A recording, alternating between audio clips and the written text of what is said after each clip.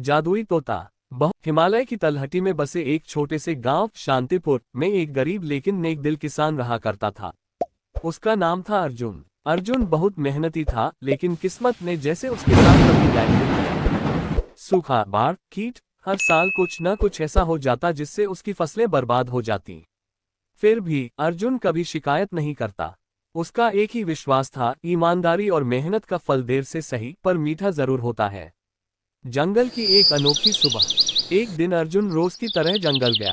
उसे लकड़ियां काटनी थी ताकि वह बाजार में बेचकर कुछ पैसे कमा सके। जब वह एक पुराने बरगद के पेड़ के पास पहुंचा तो उसे किसी घायल पक्षी की कराह सुनाई दी।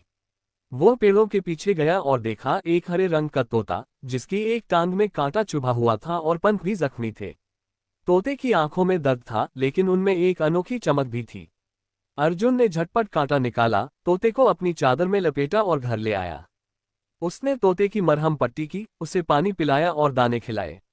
अगले कुछ दिनों तक वह तोते की सेवा करता रहा। असली रूप। 7वें दिन तोता एकदम ठीक हो गया। उसने अर्जुन से कहा, हे अर्जुन, तुम्हारी दया और सेवा को मैं कभी नहीं भूल सकता।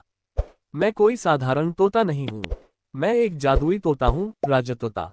मैं प्राचीन काल से जंगल के रक्षक के रूप में जी रहा हूँ। मेरी शक्ति से कई राजाओं की किस्मत बदली है। अर्जुन आश्चर्य से तोते को देखता रह गया। तोते ने कहा, मैं तुम्हें 3 वरदान दे सकता हूँ। सोच समझकर मांगना, क्योंकि ये वरदान तुम्हारी जिंदगी बदल सकते हैं। अर्जुन ने थोड़ी देर सोचा और कहा, मेरे खेत हमेशा हरे भरे रहें। गांव के सभी लोग सुखी और स्वस्थ रहें। मुझे वो बुद्धि दो जिससे मैं सही और गलत में फर्क कर सकूं। तोता मुस्कुराया। उसने अपने पंखों को फैलाया और मंत्र पढ़ते हुए तीनों वरदान दे दिए। फिर वह बोला, अब मेरी यात्रा पूरी हुई। लेकिन याद रखो, ताकत हमेशा जिम्मेदारी के साथ आती है। वरदानों का असर। अर्जुन के खेतों में जैसे जादू हो गया। सूखा हो या बारिश, फसल लहलहाती रहती। उसकी मेहनत रंग लाने लगी और गांव वाले उसकी मदद से अच्छी खेती करने लगे। वह दूसरों को अपने खेतों के रहस्य भी बताता, जिससे पूरा गांव समृद्ध होता गया। गांव में अब कोई भूखा नहीं रहता, न कोई बीमार। लोग अर्जुन को धरती का संत कहने लगे। पर समय हमेशा एक जैसा नहीं रहता। एक नया संकट। गांव के पास वाले इलाके में एक लालची जमींदार था, ठाकुर वीरभान।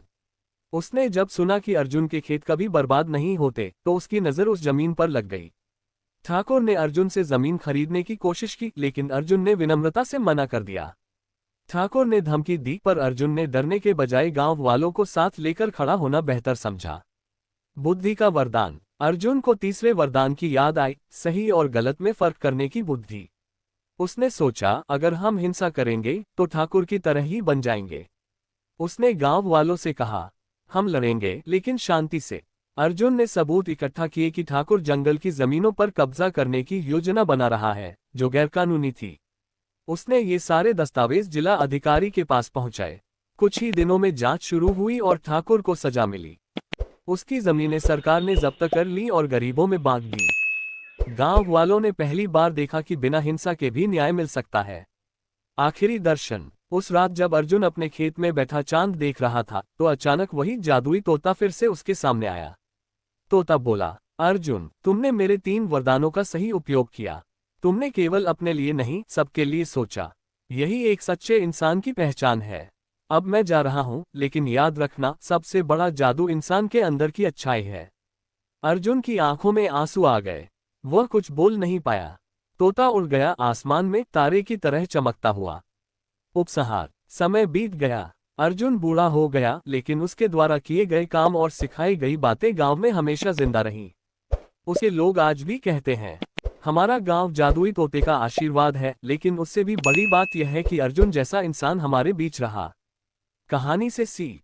अच्छाई का फल देर से मिलता है, लेकिन मिलता जरूर है। दूसरों की मदद करना सबसे बड़ा धर्म है। जादू ताकत में नहीं, सोच और सेवा में होता है।